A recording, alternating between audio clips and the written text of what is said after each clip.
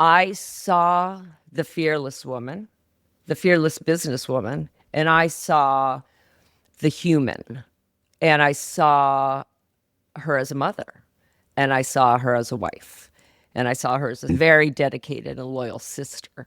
So I'm seeing these two totally different people. And I think that's kind of the magic. And what I learned, having been with her longer than I was at home with my mother, even calling her mom in a meeting once, thank God she wasn't in it, but is that you can be both. I was in a position where I saw them cross over sometimes. So there's something about that separation that allows you to be fearless. And I think that's a very intentional decision. I'm sure it was something she got from her father because he was called Chili Charlie. And I think people don't understand. You're not emotionless. This is a workplace. I'm Jill Demling, and this is Going Rogue. Today, I'm turning the tables once again. Writer and producer Ned Martel, who I interviewed on this podcast not too long ago, is back, but this time he's interviewing me. Honestly, we probably wouldn't be doing this if The Devil Wears Prada 2 weren't coming out next week. Everyone's suddenly talking again about what it's really like to work for Anna, or AW.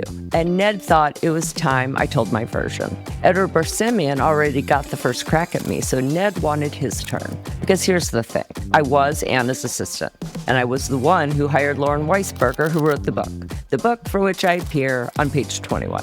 So yeah, I have some thoughts. We get into what those days were actually like, what people get right and what they get wildly wrong, and what it means to watch a book and 2 movies come out of an experience you lived firsthand. So put on your dark Chanel glasses and listen to my conversation with Ned Martel. Hi, Ned. Jill, I'm happy to be with you today. Yes, you always look just like fresh, but you're in New York right now, right? I just got here 2 weeks ago. I live in Los Angeles usually, and yeah, it's not the same, but we have California weather today. I know, because I was like, where are you? You look like you're in La La Land. Yeah, I'm not yet beaten down. I'm here to do a television show, and we're on production and on location, and it's a lot of hours, but a lot of fun. Awesome. I can't wait to see you in person. All right. What are we doing today, Ned? You're in control. Well, Jill, yeah, we've been talking about the experience of having a film version of a workplace that you know really well in the pop culture. And you asked me because I worked for George magazine, which is in the conversation because of the TV show Love Story, which I had nothing to do with. And I admire the people who got it done.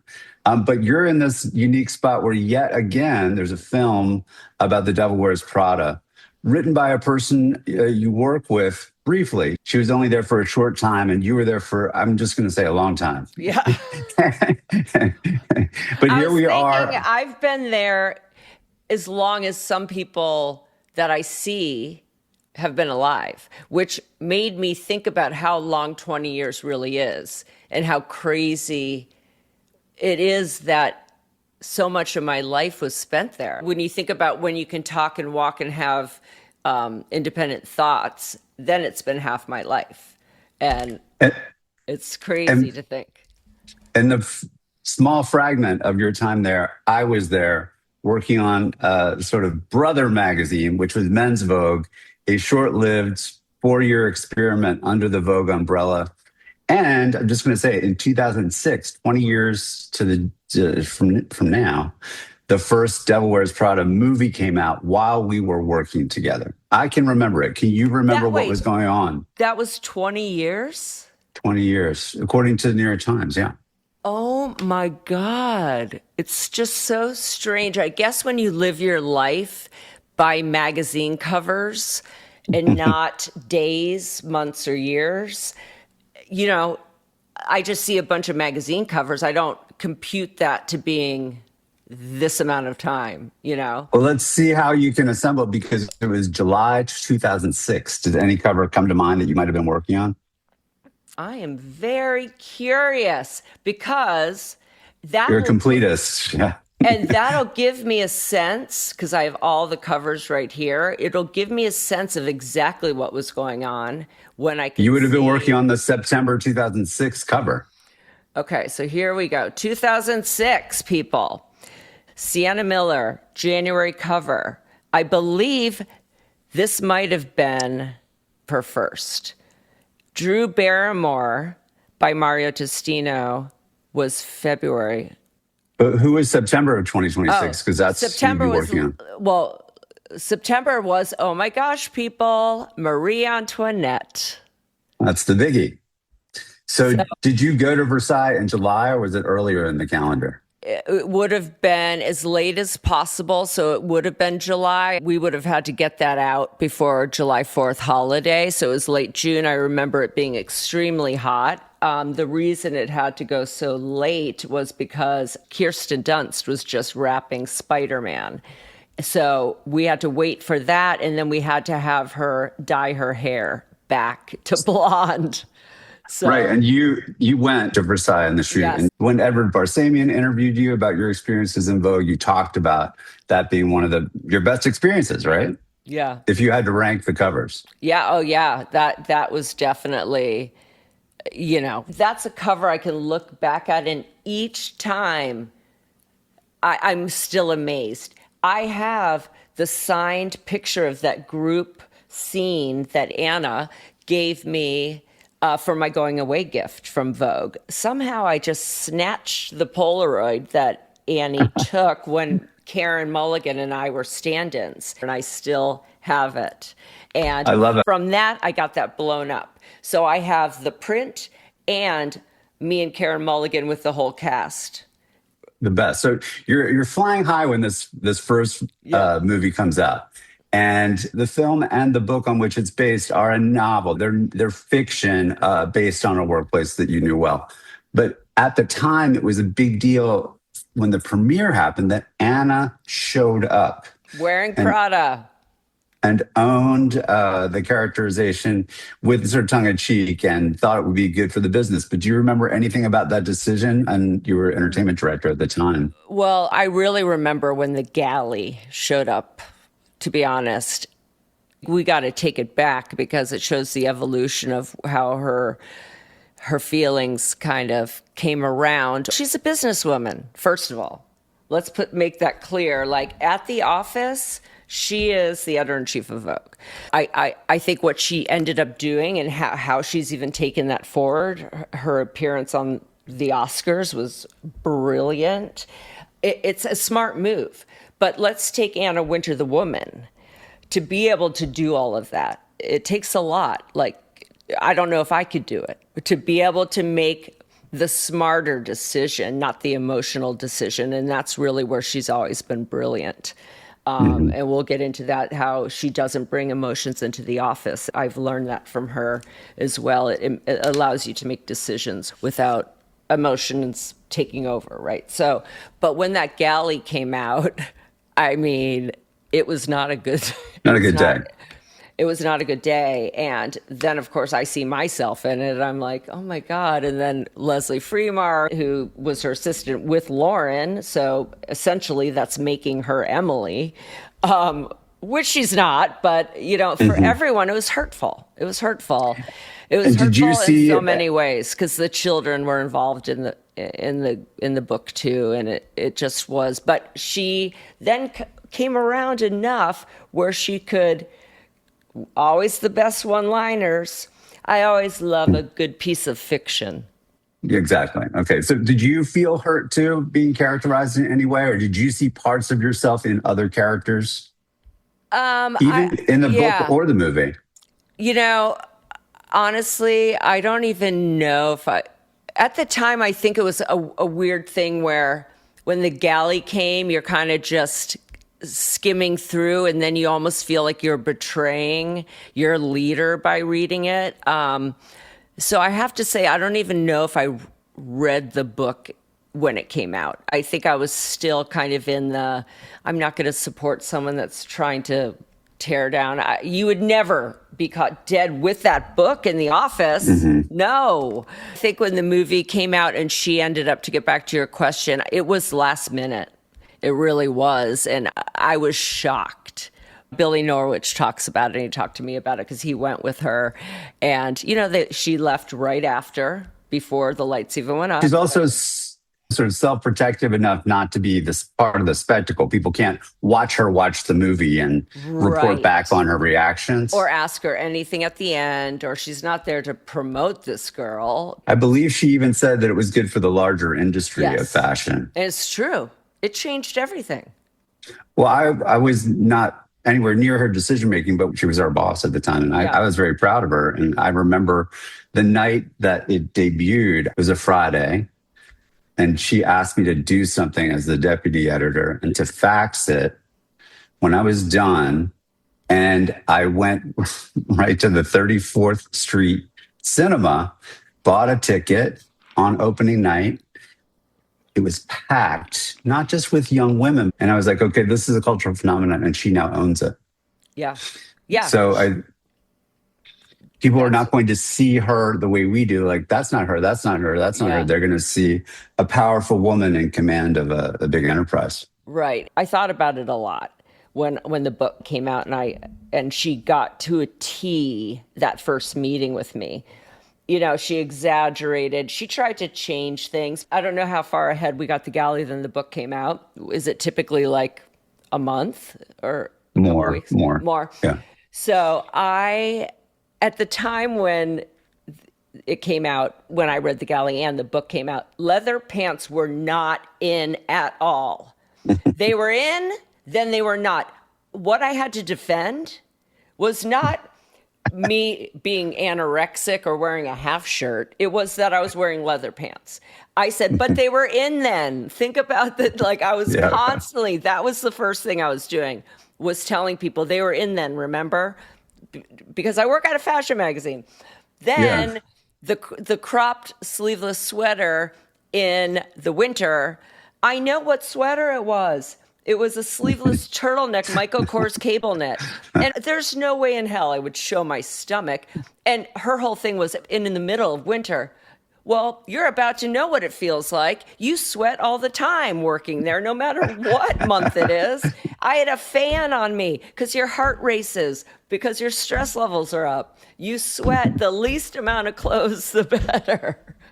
You know, she had me going to the beauty department. She had me black. But listen, she got it right, how it sounded like I was in a cult and how I talked to her for about 2 minutes. It's true.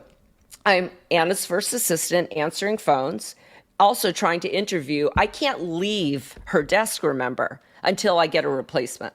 But at this point, Dita Kobin, who was entertainment editor before me, had left for Harper's Bazaar. There was no transition. I was doing both jobs. And I was booking George Clooney for Perfect Storm and Nicole Kidman for Moulin Rouge and answering her phones and trying to. So, of course, I'm saying the same spiel over and over to try to convince someone to not be scared and to take it so I can move.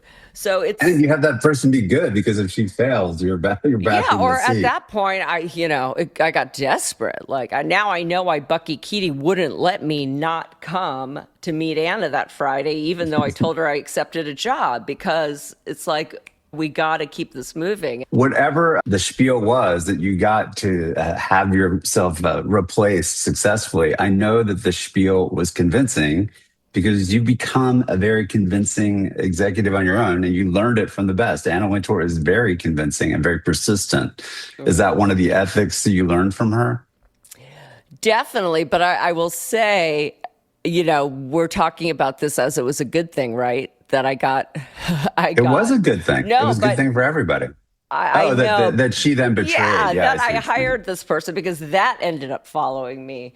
Every time I would vouch for someone, like multiple assistants for myself over the next years, right? I had to go in there and convince Anna that this is who she should hire to be my assistant, because she always looked at every position for growth, right? So it's not uncommon for someone to be there 20 years or more, as we know with Grace Coddington, Tawny Phyllis, because that's how she sees it. She's not hiring you for that position. She's hiring you for, 3 positions after that as well.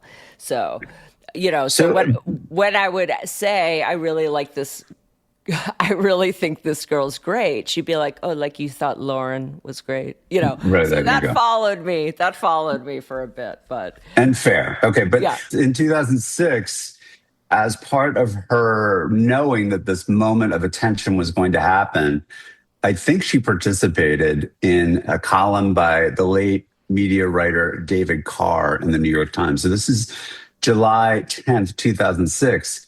And the headline is probably what she would want it to be, which is The Devil Wears Teflon, meaning that there's kind of no harm done to her. And I'm Yes. going to read you this one quote that I think is enduring. And it's her friend. She has a lot of her friends quoted in here, which must mean something about her involvement. But Barry Diller is quoted as saying, she is one of the greatest creative executives working. I wanted to ask you about that. It said she has absolutely no fear of performing her role. Many male executives have fears and insecurities. She has none. So what does that make you think about her then and now? I saw the fearless woman, the fearless businesswoman, and I saw the human. And I saw her as a mother, and I saw her as a wife, and I saw her very dedicated and loyal sister. So I'm seeing these two totally different people. And I think that's the magic and what I learned having been with her longer than I was at home with my mother, even calling her mom in a meeting once, thank God she wasn't in it, but is that you can be both. You can be both. I was in a position where I saw them cross over sometimes. So there's something about that separation that allows you to be fearless, right? And I think that's a very intentional decision. I'm sure it was something she got from her father because he was called Chili Charlie. And I think people don't understand. You're not emotionless. This is a workplace, Right. This is, Wait, yeah, sorry. let's say one thing that I'm not in conversation with her to know, but she doesn't look backward and rehash like we're doing now. That's not really her nature. We're doing this because of the movie. Yeah. And I wanted to say about the creative executive role, so leaving the personal part, which she Yeah. carries inside but doesn't express to us. I want to focus on that business side. Yeah. And I wanted to have you describe to people what planning meetings are like and what does it look like and what are the topics and how does she command those rooms? Well, first, I think I have to just tell you quick about what the day would be like when I was her Please. assistant, because you got to put yourself back in 1998. Okay, so there's no iPhones, so no like texting, or at least she didn't have a computer at the beginning. So everything was handwritten and faxed. And then she got a smartphone later, which I think's kind of worse, to be honest, for me when as an assistant, because then Oh, right. Yeah. yeah, because then You're inescapable. right. But, I knew the job was 24/7 and Christmas Day, I don't believe I ever got a message on Christmas Day, but it'd be phone calls, right? So you're on call with a phone call. So then you're even thinking where you are, like on the weekends, when she might call. Like, so my life started to revolve around where she would be expecting to be called. But I'd get into the office probably about 7:30. Leslie Fremar, who was my assistant at the time, probably says I got in at 8, but I believe it was 7:30 or 7:45. And I would sit down at my desk and look at my answering machine. And you have 25 new messages. They were all from her. So she would be leaving them either at night, like before she went to bed, or in the morning, either during hair and makeup, on the way to tennis, on the way from tennis into the office, whatnot. But to follow these messages, writing them down, rewind, it was just a list of things to be done. And most of them were expected to be done before she got in, which was about a half an hour after I did. But you got into a rhythm where that was easy to process. That didn't fluster you. Yes. And then once she gets in, you're going to get her diary. And you have to kind of picture this where I'm sitting and where she would be standing. So she's going to be standing while I'm sitting, and she's going to have her diary, which is like a calendar in a notebook, facing her, and she's just pointing to when You I have to can read it meet upside down, and she's not saying the day to me. She's down. saying Right. I can meet Oscar here, and at this time I can do that appointment. So I'm memorizing where the numbers are too. If she's pointing, that's probably 1:30. Because you don't ask her a question unless you really have to, and you She's definitely, in a kind of flow. yeah, you don't ask her to repeat herself unless you have to. It's better to ask than to guess for sure and get it Right. wrong. That's why I would I quickly just I'd have kind of like an idea of where it was. And then it's right into kind of the rolling the calls and this sort of call sheet, which is a different version of what I had with the agents in Hollywood, which was a very formal call sheet. This was kind of where every time someone called, you type it, add it to a white piece of paper that's on a clipboard. And when that gets full, you put, you start over. So you keep that running on your computer, and not great for the environment. You're constantly printing out a new page every time there's one call added. But she It goes was a down business. that. There are a lot of dead trees in the whole business. Yeah. So she'd Okay, go so down all that. Yeah. So one of the theatrical things that I've never seen are these planning meetings, so I'm going to obsess about it. But Yeah. I know that you said that people wind up working for her for decades, and she elevates their game with the kind of feedback that she gives in these meetings. I just want you to sort of set it up and explain to people the theater of it. Yep. So we'd always have the meetings were fashion, features. We used to have beauty when I was her assistant, and scheduling. And then once, as it got close to probably 1 week out of the month, there'd be the cover lines. And there's usually two cover lines meetings leading up to sending off the issue to the printer. So I believe it was always fashion on Monday, features on Tuesday, scheduling on Thursday, 3:00. The other two are at 11 a.m. And, that's where you're going through all the issues. You're looking ahead, and don't think you're just going for this year. You never know. Right. Like, be prepared to answer questions, about a year from now. So everyone, Like your point about the Met Ball. Yeah. The morning after the Met Ball, she's asking about the next year's Met Ball. Exactly. So once we're done with an issue, there's no sitting there patting each other on each other's backs and saying, what a great thing. It's over. It's on to the next. And we're working on multiple issues at a time. So, and does she allow someone to run the meeting while she sits at the head of it? What we'll do in scheduling, no. In fashion, she pretty much leads it. I would say, maybe when Sally Singer was there, she would maybe take control, but pretty much Anna will either be in there specifically to talk about one thing or one issue. If we just saw the shows, then that fashion meeting is going to be all about going around the room, and everyone has to talk about the fashion shows, even me. She'd ask me what celebrities, but for me in a fashion meeting, it was very intimidating because these people, I would say to Candy Price, Andre could talk about the history of a bolero. Like, they had such knowledge. I was hoping I was there just to, sit in the back and listen. Your eye was very developed. You're underselling yourself. But yeah, so everyone had to participate. There was no kind of... Did they gladiator style, like cross each other? Like you just talked about creative competition in the old days. Yeah, there's two different kinds of meetings. One fashion meeting would be ideas, like thinking about the issue, how we're going to break down the shows we just saw over the next 4 issues until the next season we're promoting into stories, and which stories should be in this issue that's coming next, and which ones it's better to hold a bit longer, like to really pull out these themes and to really think about how those themes can work. So for instance, if furs were all over the runway and, we were trying to find a way to do a story about that, but Anna always wanted to bring it into a cultural moment or a film or a fantasy to make it more interesting. It'd be like Where the Wild Things Are was coming out. So how do we kind of incorporate that? Or that's where we would build real stories around the clothes. Yeah. And when people, individuals you know who have a lot of experience, are coming together around a table with a powerful boss, is it competitive? Is it cooperative? Is it all the above? Does it have highs and lows? What's it like? How do you get Okay. results like you'd only Well, see in Vogue?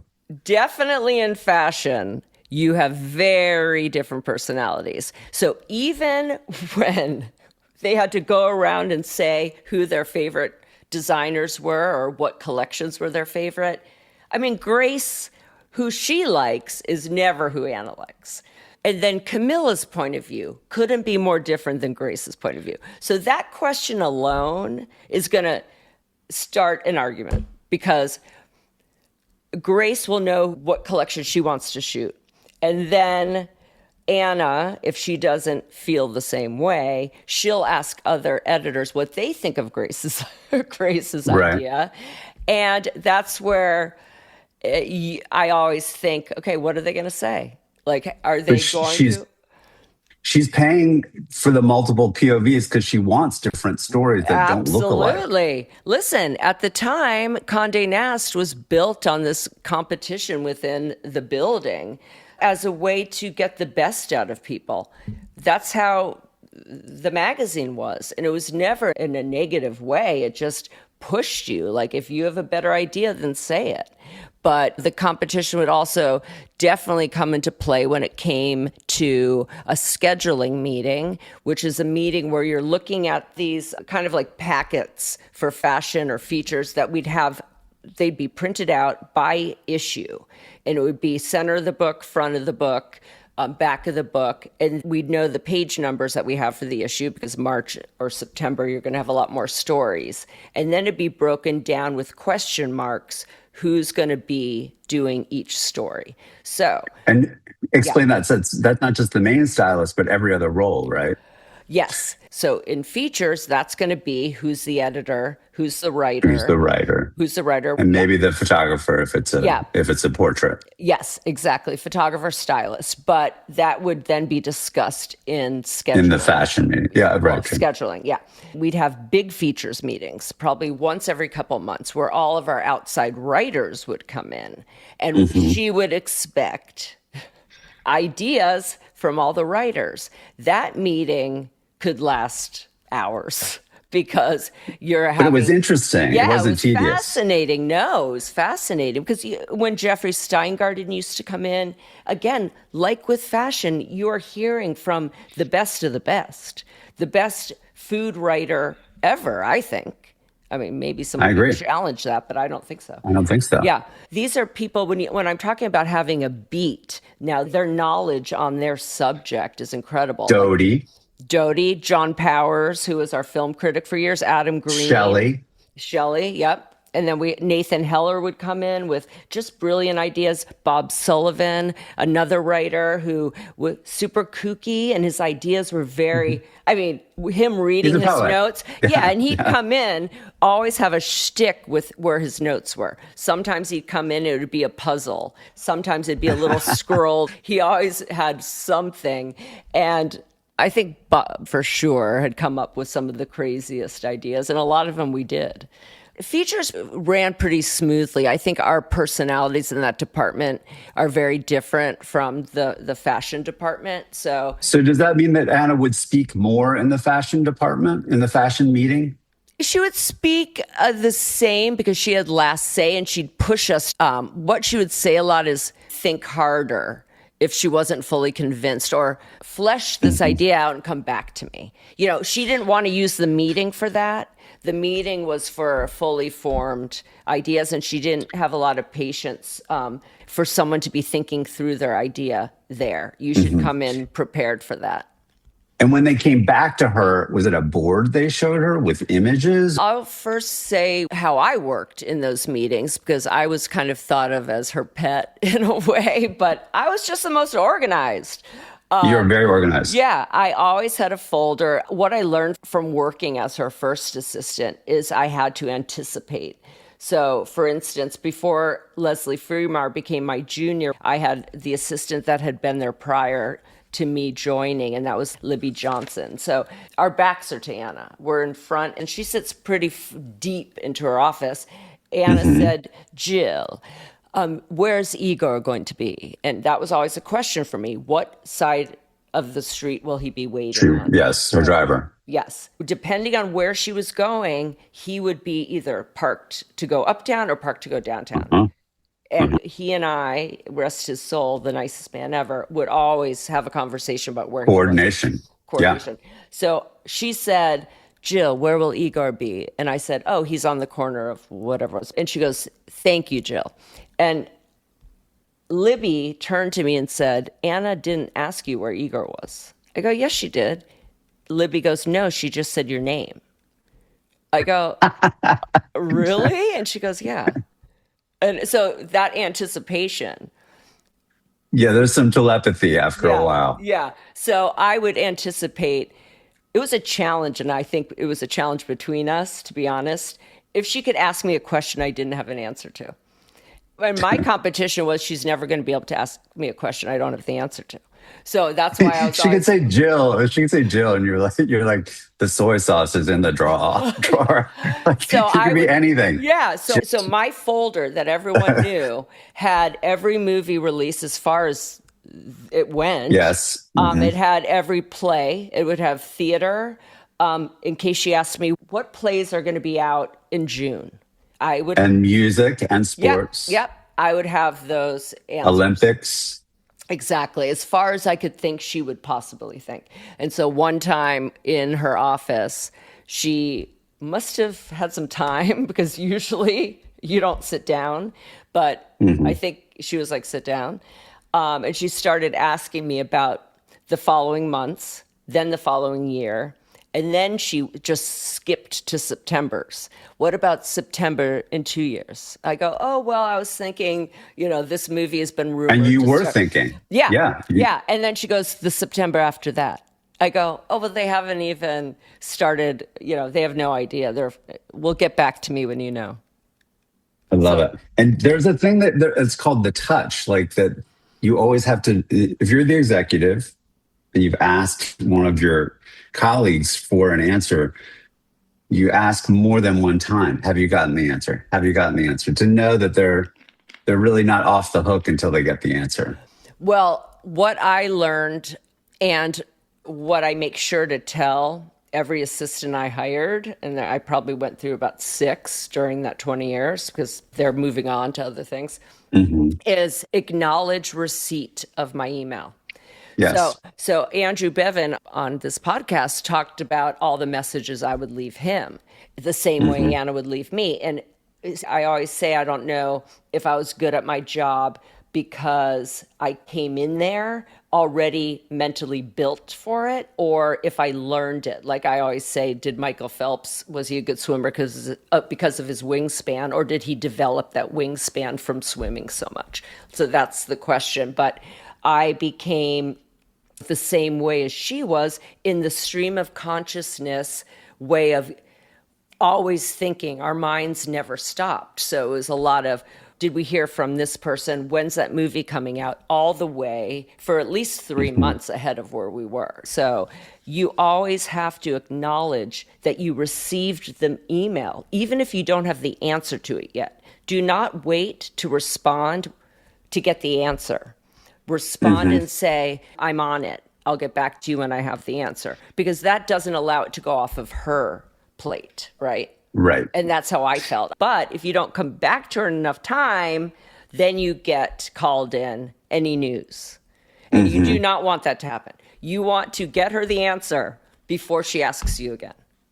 Right. Okay. So if you're ranking shoots from their level of difficulty, highest level down to easier, is a cover shoot always the most difficult, or are those big group packages harder, or even politics? Oh my God, the group packages, not even just the group packages, the multi-person photo portfolio.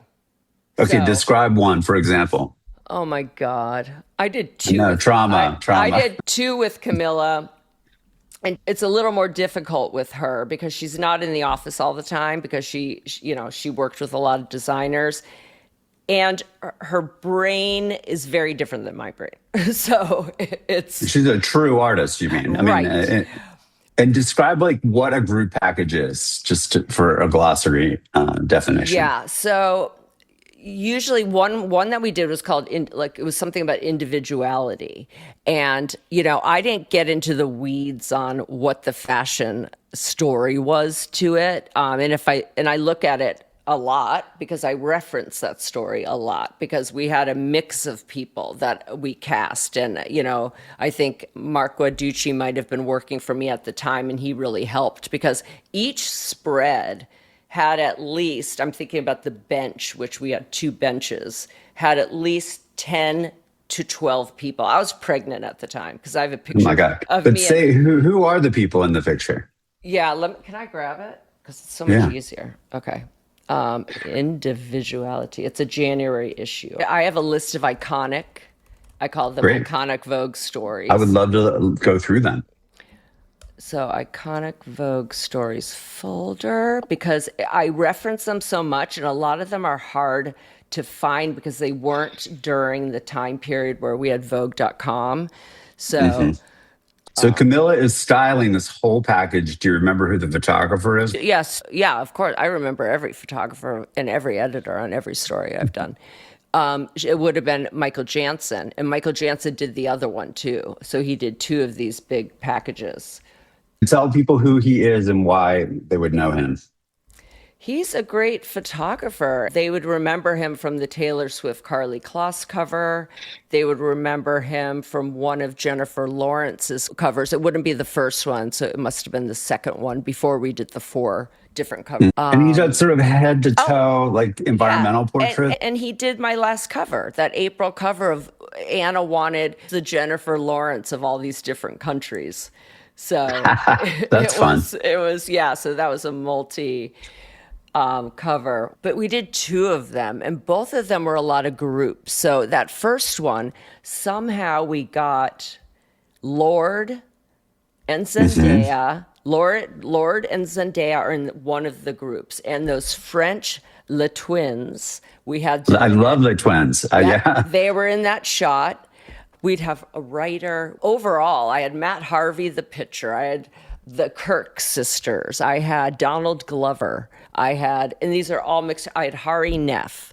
I had Kristen, who hosts Top Chef, as a chef. I had a famous soccer player, I think it's David Silva, who was playing for the New York men's team at the time. And he was a huge Spanish soccer player, famous. So are these packages hard or not? Obviously, the logistics are hard. They're impossible.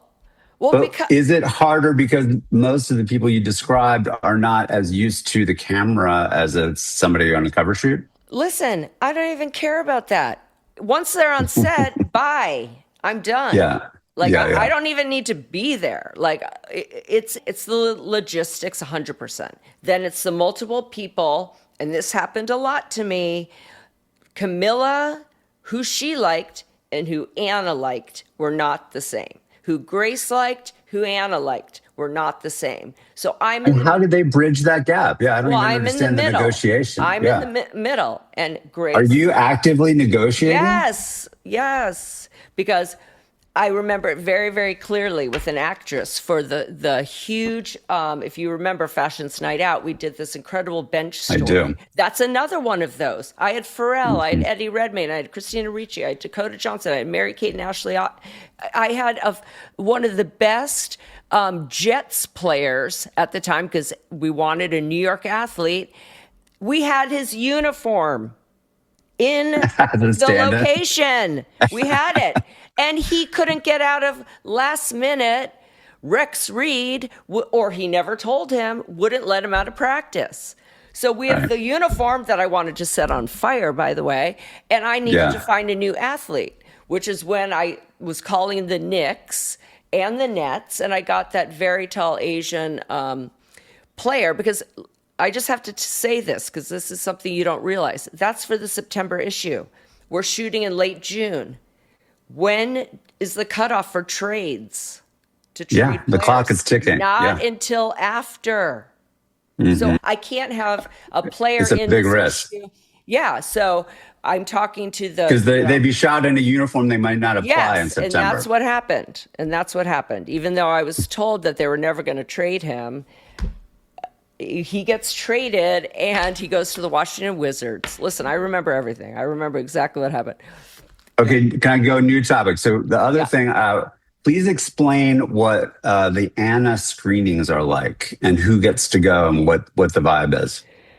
So when we're screening a movie, so it'll come from me. So I will be pitching someone for a cover or a big feature, but usually a cover because Anna doesn't have that much time to see a screening. And it could be an actor or a director, right? Or the person on whom it's based. Yeah, most of the screenings when I was there were for covers.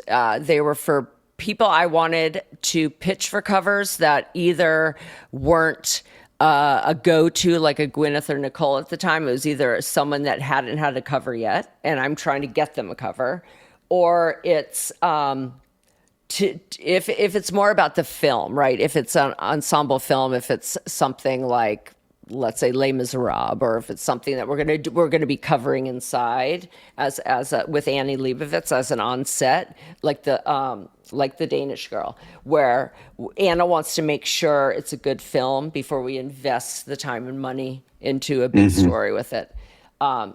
So I'm setting up a screening, if possible, if the film's ready or in some state of being ready.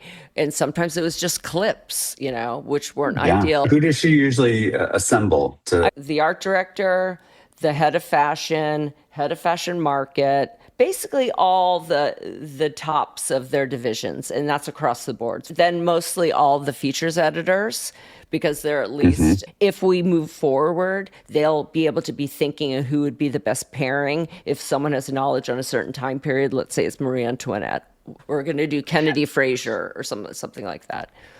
And guess what? There's nobody outside of Vogue in that room, right? And many other magazines want this. Right. Yeah. No one outside except maybe a friend of Anna's or family. Yeah, but it'd be Shelley Wanger was usually always there. And yeah, the front of the book. Yeah, anyone that she respected their opinion. And then was it hard to book these screenings because Vanity Fair wanted it or GQ wanted it or Harper's Bazaar? No, because, if we're at that point, the studio is setting it up for us. So the studio. And they want that opportunity. Yeah. And I'm saying to them, Anna won't make a decision until she sees the film. So in an ideal world, I see it first because I do not want her seeing a film that I haven't seen yet. If it's questionable. Because why? Because I know what her schedule is like, and I know any time after work is taking time from her family, and that's not something I take lightly. So I don't. But what if you recommend a movie I have before. I mean, one of them. What was that film that Amy Adams was in, where her husband she was an artist, and her husband was Christoph Waltz that stole her art. Anna made me see it twice because Anna didn't like parts of it, and Harvey Weinstein at the time said he was going to do edits on it. And so I had to go see it again, and there was nothing different. It was not shortened. Right. I had to sit through the whole thing again. And I knew that first version I couldn't have her sit through, so I had to watch it twice before. But did a movie ever make it all the way through that was a turkey? Rarely. A lot of times there wasn't. And what I learned after this situation with the shipping news was that if they're saying it's a great movie, but they can't show it to you, then it's probably a dud. So I even have this cover of the situation that happened. This was the first cover we did with Julianne Moore. And January is a really tough time to book someone Vogue type movies for our reader, movies our reader would go see. Don't come out in January. You're coming, you're coming off of Oscar considerate. Yeah, you're coming off of the December, and the best case scenario is it has a limited release in January and goes wide late January to be considered for an Oscar. It has had released in a few theaters in late December, but usually you're waiting for February, which has the romantic comedies. Miss Congeniality always came out in February. Those types of films. So January is a dud time. Dead zone. So my whole thing was let's put an Oscar nominee on the cover. But remember, I don't know. So this is another thing. This was a personal challenge, and I did really, really well. Who I picked for this issue. I think most of the time, I got an Oscar nominee. Yeah, that's great. Because we'd find out right around the time the issue's coming out. So does it matter that the movie did poorly? Could it really affect the way the covers, the newsstand sales happen? Does it make the you don't issue want a dud? this to happen. You do not want Oscar buzz, because I was told Shipping News was going to be an Oscar film, and Miramax at the time had this is from 2002, had a record of all their films being Oscar films. So did it affect your credibility? Yeah, I'm pitching Anna, saying Shipping News is going to be an Oscar film. Haven't been able to see it. And it wasn't. It was panned. I looked up just to remember how bad. I asked AI if it did well. The Shipping News was not a financial success and received mixed reviews from critics, making it a box office bomb. It grossed nearly half of what it cost. And that's the one time that happened to you in 20 years?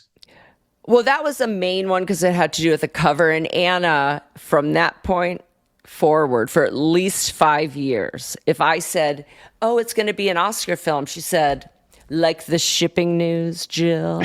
And at some point I had to say, Anna, that horse is dead. Can you please stop? Yeah. It was over and over. And she would just look at me like no smile or haha, like deadpan. I think, it's always very painful when that happens. It really is. That is the main one. I know there are more, but other things have happened where I thought the movie was amazing. And for instance, so I really wanted Emma Stone for La La Land. So that we had already put her on the cover. Right. So this would have been a second cover. That year, she was. And how much is, you've said this before, but the science is how often can they have to wait at least a year? To be on again. Emma was on 1 year and she can't be on the next year? Or do we skip a year? We can be creative with that. Okay, let's put it this way. She can't be on twice in one calendar year. She can be on. That's what I want. She can be on twice within 12 months. Got it. There's a difference. Yeah. So 2024, no. I mean, one time, but and 2025. Let's say she could be on March 2024. Rihanna could be, and then she could be on January 2025. But she can't be on February 2024 and September 2025. Higher math calculation. I get it. And you're a math major. Yeah. But with La La Land, so I was really excited. And this is actually, I was about to be going on maternity leave. So I was really trying to lock everything in so that, it was pretty much set. And she was going to have two films. She was going to have La La Land. And then she was going to have the film where she played Billie Jean King. Yes, it was called Battle of the Sexes. Yes, Battle of the Sexes. So both were supposed to be coming out. One was going to be July, and one was going to be in the fall. I think Battle of the Sexes was lined up with something. So I was like, great, two films. Thought for sure. It's a tennis movie. No brainer. Yeah, a lot of good stuff. And La La Land was just another film. She has two films. I didn't think it was going to focus so much on La La Land and then what ends up happening. So anyway, so in this one meeting, Anna says, someone thinks Emma Stone should be the cover because she has two films.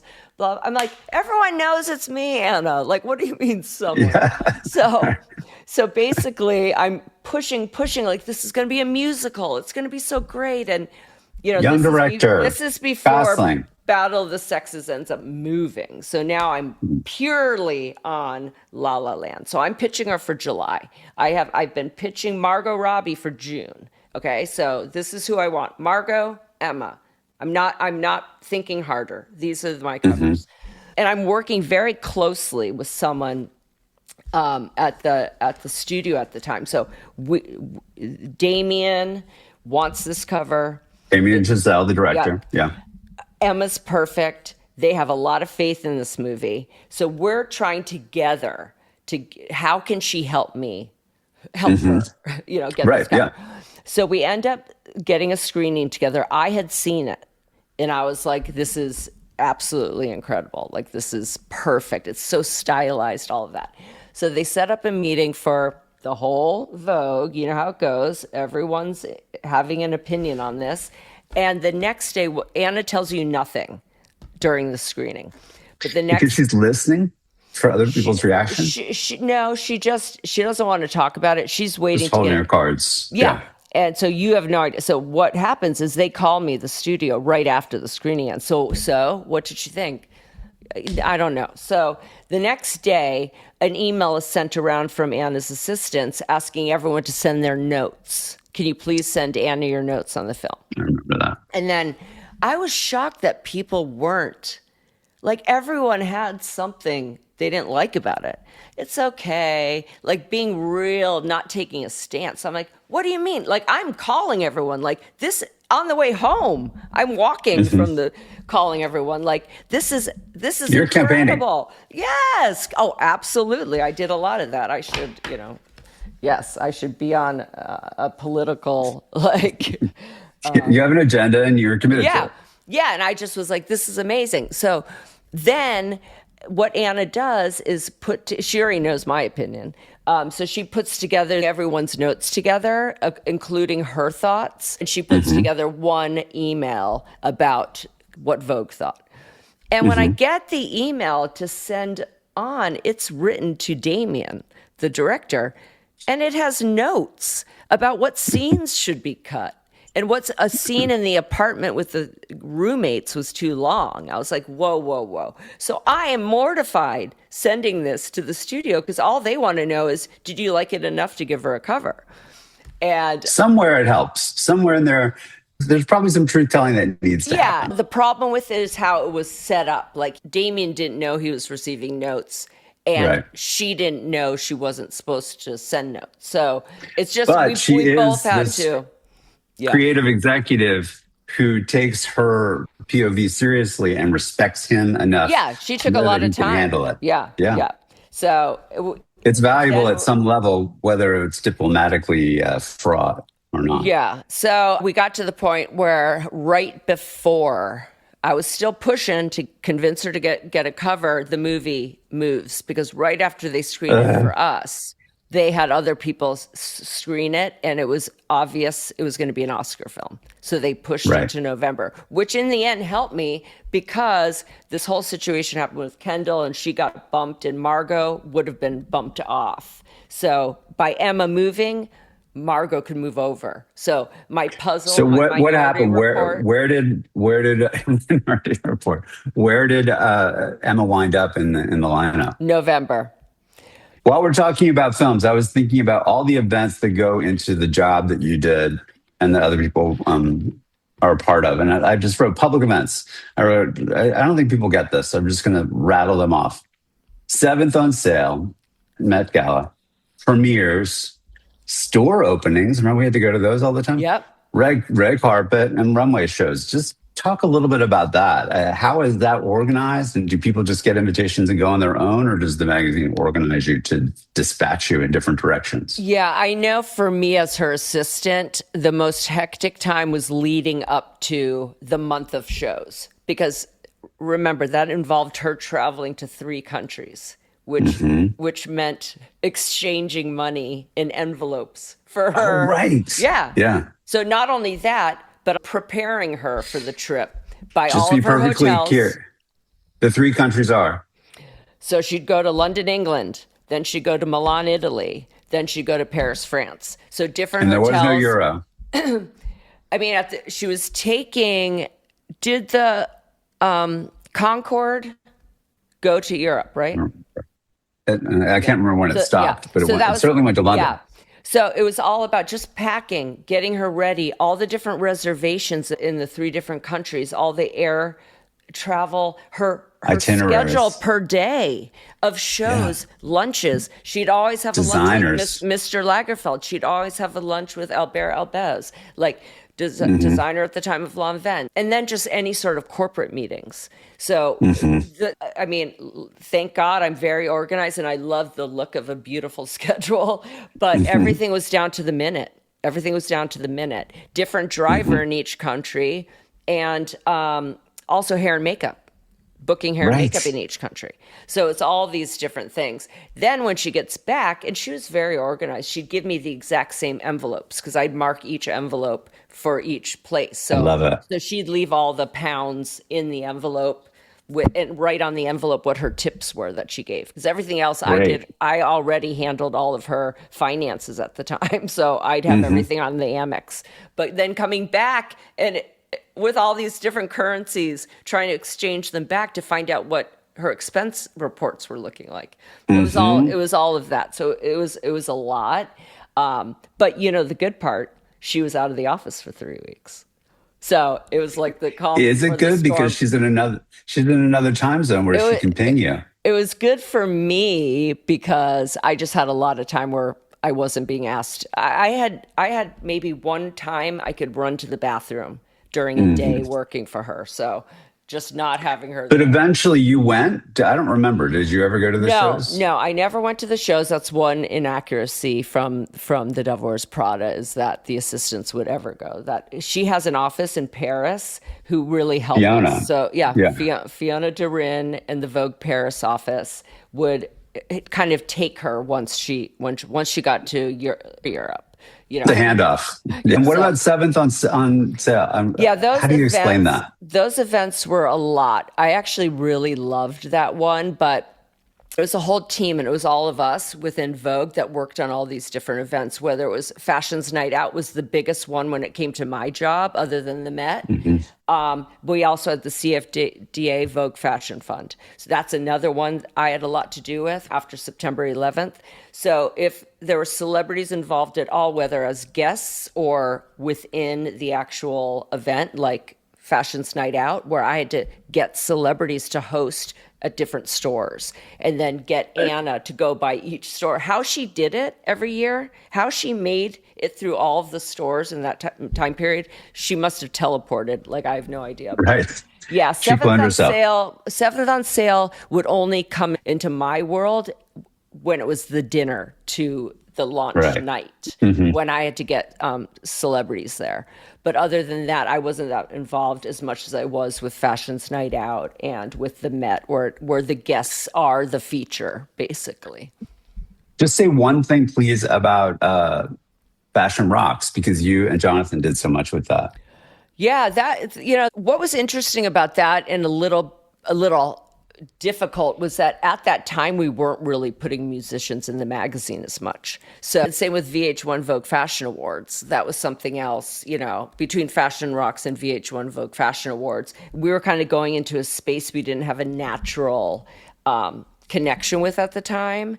But it started. Yeah, it built. Yeah, exactly. So that was fun. I thought it was super cool, especially VH1 Vogue Fashion Awards. I felt super cool to be involved with that, with John Sykes, and like, he was so cool. And, you know, Candy. Was it kookier? Were the entourages bigger and the mayhem? I mean, I would just say everyone should, you know, listen to my interview with Candy Price to learn more about VH1 Vogue Fashion Awards, because she was the woman behind the whole thing. Fashion Rocks was overwhelming. We did a special issue for that. Again, it was like another magazine. Stephen Campbell and Jonathan Van Meter were both very involved in the Fashion Rocks magazine. So it was good to have someone that could, you know, outside of adding something else on Anna's plate, it was kind of like a men's Vogue where she's overseeing it all, but you know, you have smaller groups that are fully focused on it, right? Because no one had that amount of time on the floor to fully take that on. It had to be someone from outside coming in, but it was like doing another magazine. It was a lot of work. Yeah. And there was no extra. It was just added. It was There's no extra, never, for anything.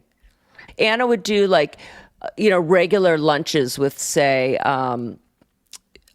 who's the guy from Revlon. Who ran Revlon? Lauder? No. No, Ron Perlman.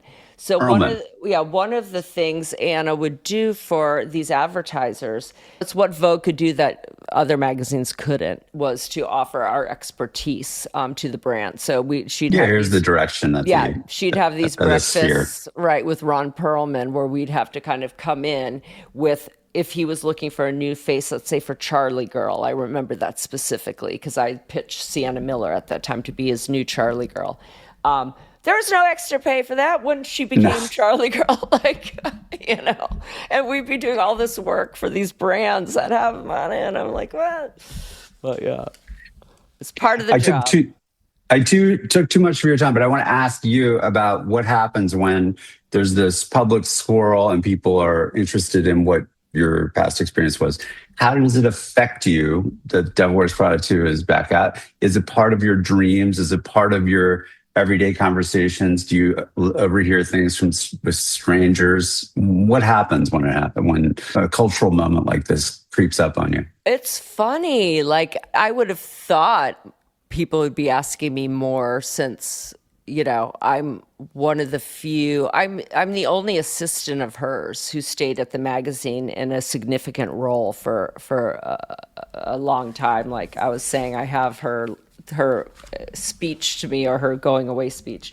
So I'm surprised it's not, and I'm surprised they haven't kind of gone down a little bit of a rabbit hole trying to kind of put together who Emily really is, because she's definitely not Leslie Fremar, just in how she dresses and her attitude, which is why I think Lauren probably, while she took creative license on some of it, I think it has more of me, unfortunately. And I don't think, Unfortunately, she's a strong woman. Yeah, it's not that I was bitchy, but yeah, things went, Leslie Fremar, when I interview her, she talks about how different she ran the office after I left. Like, I found Birkenstocks under her desk and Uggs. Like, I didn't think you could do that. Like, right. No one really has ever even asked me about it. It's interesting, but do you start to dream about it? Lauren's obviously made a lot of money and is very successful off of her 11 months. She had every right to do it, don't you think? Yeah, of course.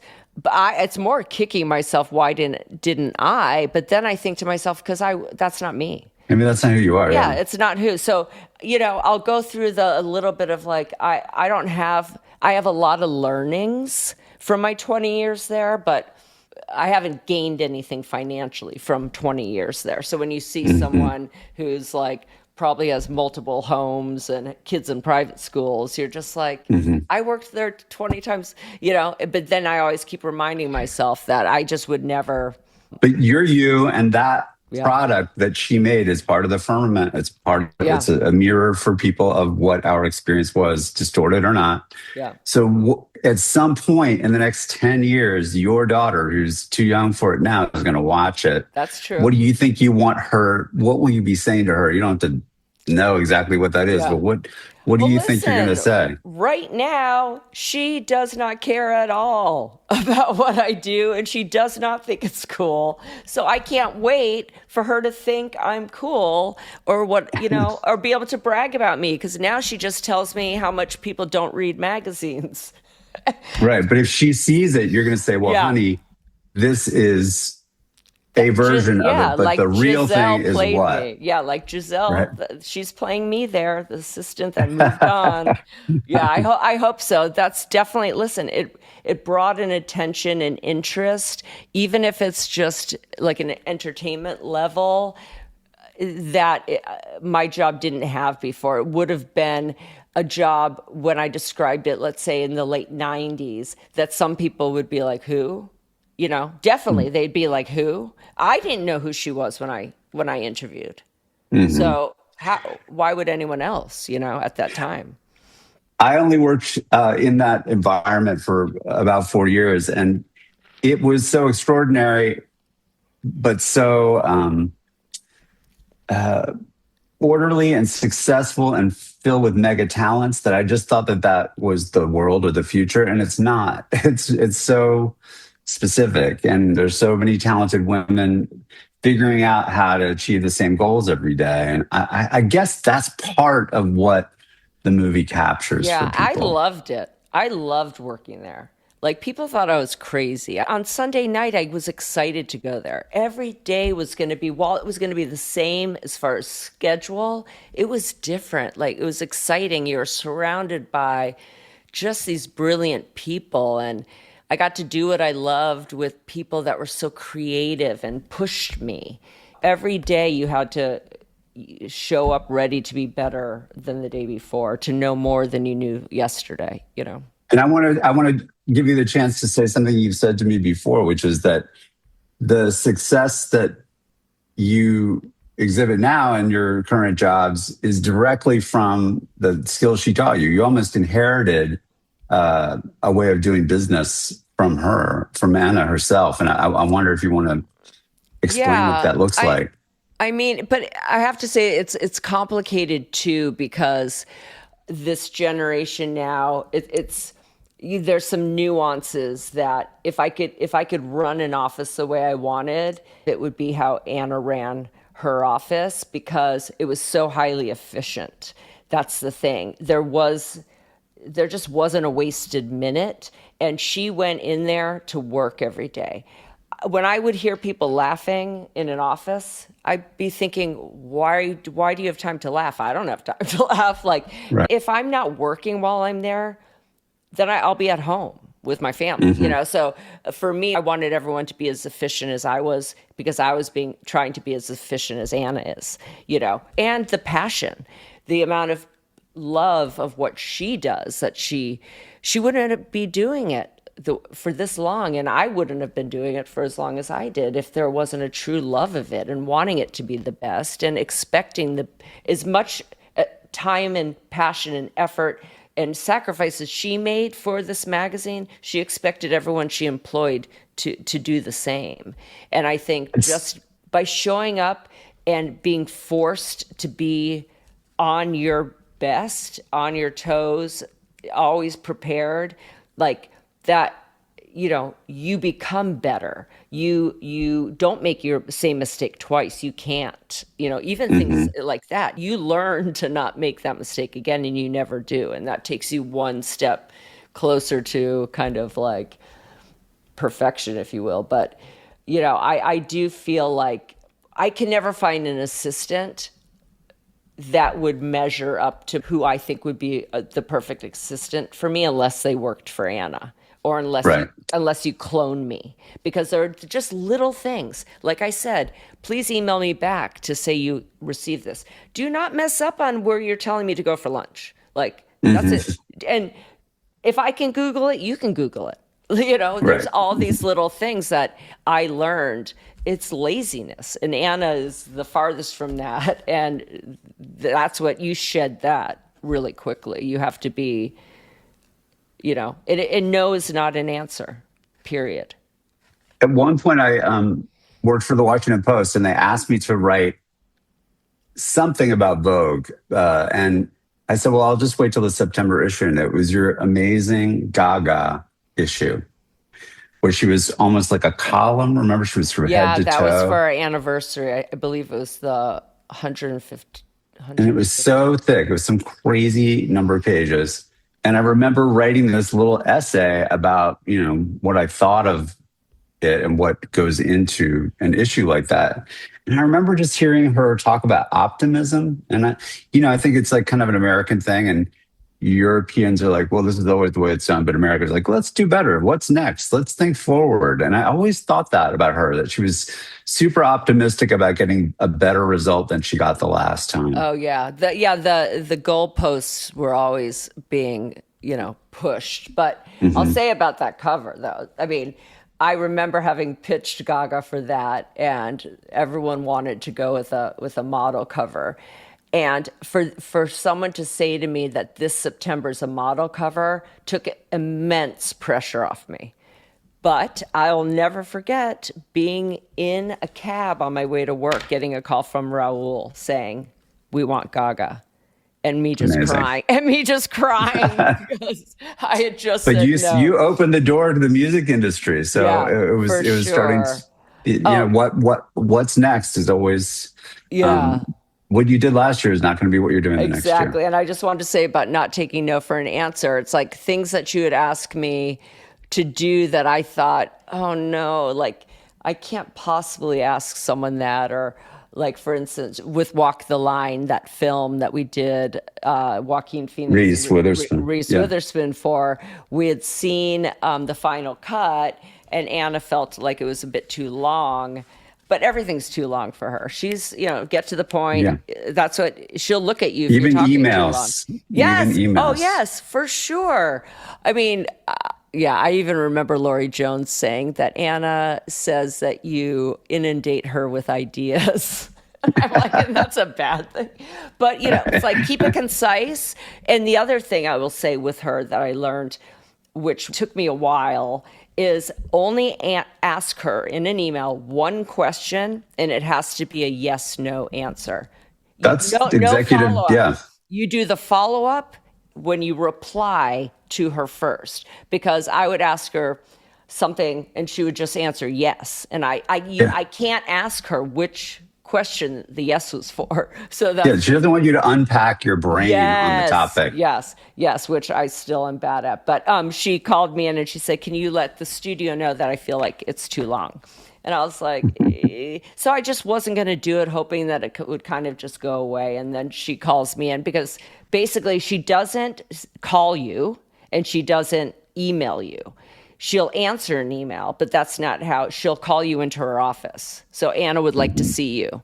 So I remember once I used to have a blueprint of the office so I could remember where people were if I had to go run and get them. And once Amy Astley was pregnant and Anna goes, "Where's Amy? Is she walking backwards or something?" And but anyway, so she called me in and she said, "Any news from the studio about Walk the Line being too long?" And I was like, "Oh, I left word. Let me follow up today." And I had to call, and Carol Sewell, I'll never forget, of 20th Century Fox, said, you can thank Anna, but we have a whole research division who kind of tests these things. The picture was locked. Yeah. Yeah. And so Anna said, "So what did they say?" And I said, "Oh, they said they have a whole, division, like they tested and everyone liked the longer version." She goes, "Big mistake."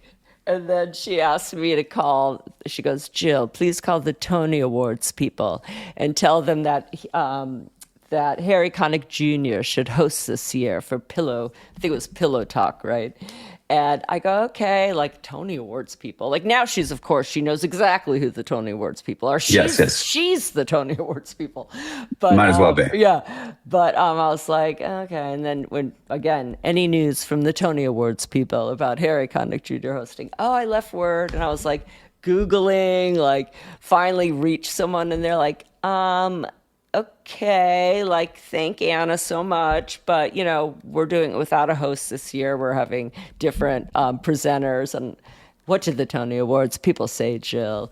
They said big mistake. It was just it was just genius, so. And I'm sure her advice was spot on. Yeah, I'm sure. And just thinking about never taking no for an answer, it's like with her sunglasses when Chanel decided that they were going to discontinue that style, and I immediately called every Four Seasons Ritz, in Biarritz, in anywhere that had high-end gift shop type boutique, knowing they'd have at least a pair of those, And then they sent over a bunch of glasses, and I remember having to say to Anna, "Here are the other styles," thinking there's no way. Like, I can't even picture her in any other.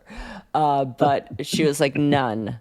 Like, I'm only wearing these." And I was like down to, because I always kept probably about 20, I'm picturing the closet, 25 pairs. And then she had at one lens crafter in Midtown would have her lenses. So every one she lost, I'd get two more the lenses put in, and she lost them at least once a week. But and they were like, "Okay, I guess we won't discontinue the style." Yeah, don't give up on your sense of yourself, right? Exactly. Let's hear her remarks about your departure. She threw this little going away surprise party, and she had these shirts made Jill loves, and it was like Tom Brady, Priyanka Chopra, Margot Robbie, Eddie Redmayne, like this whole, and everyone was wearing them. But so she read this. Whenever I think of Jill, I think of numbers, and not just the 20 years she has spent at Vogue, firstly doing 2 years as my assistant, 18 months, and then the remaining 18 as our fearless and oftentimes fierce entertainment director. I think of the some 200 covers Jill has booked, not to mention the 1,000 plus actors, musicians, and athletes she has brought to the pages of the magazine. I think of her endless matchmaking of designers with dates for the CFDA Vogue Fashion Fund, 300 or so, if anyone's counting. Jill has had a better success rate than Tinder.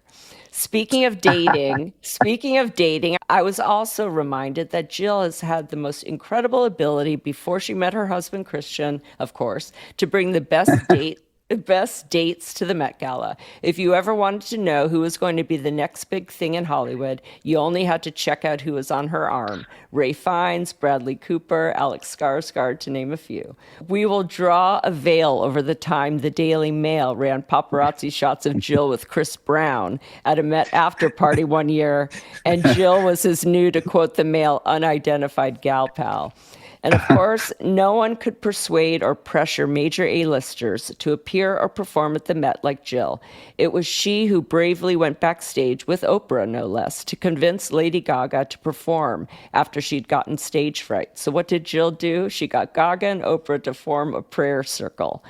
Doing whatever it takes to get the job done is what Jill has done time and time and time again. Here's a few other things that she has undertaken to make a shoot happen and which could never appear on any job description for entertainment director. The time Jill and Tawny were shooting Angelina Jolie for her first cover, and when they arrived at the shoot, Angelina refused to wear any of the clothes. Cut to Jill and Tawny breaking into Vogue offices on the weekend to take all the looks that had been already selected for the next shoot with Gwyneth Paltrow. Or the time another Angelina shoot when Jill and Karen Mulligan, who works for Annie Leibovitz, had to wear Disney costumes and work a popcorn truck to keep the Jolie Pitt kids entertained while their mother was being shot. Or for a cover shoot with Penelope Cruz in Madrid, an email arrived the week before saying the matador, who was going to be shot with Penelope, had been gored in a bullfight. Well, Jill was having none of that. It was she who sewed him into his matador pants, injured or not. But really, when I think of Jill in numbers, I think of one. Because Jill, you're entirely singular. You've been the very best colleague, not just incredibly hardworking, but a straight shooter and always ready to fight for us and get us the best. We've all been extremely lucky to have you in our corner for so many years. Join me in toasting Jill. That must feel so good to hear that again. Yeah. You deserve every word. Yeah. That must be really gratifying. Yeah. I hope you get more memories that flood back into your brain when you're watching. Now that you've talked about it. Yeah. Or getting responses from your new episode. Yeah. And I'll be seeing it the Monday after I release this with the Vogue team. Great. Yeah, okay. Good. And watching a little live podcast interview with Chloe, Billy Norwich, and Kate Young. So it'll be fun. That's perfect. I'll look forward to that. Yes. Well, thank you, Nettie. Well, I love you. I'm really happy to reconnect. We're going to see each other in person now that I'm in New York City. Yes. And love to story. And I hope you have an excellent weekend and a big rest. Thank you. Love you. Okay. Love you. Call me anytime. Okay. Bye. Ciao. Okay, that's our show. Thanks for listening to Going Rogue. And be sure to like and subscribe. Today's show is produced by me and Maddie Rosenberg at Radio Free Rhinecliff with assistance from Maddie Kelly. Special thanks to David Vo for our great graphics and Taras Romanov for our epic theme music. See you next Friday.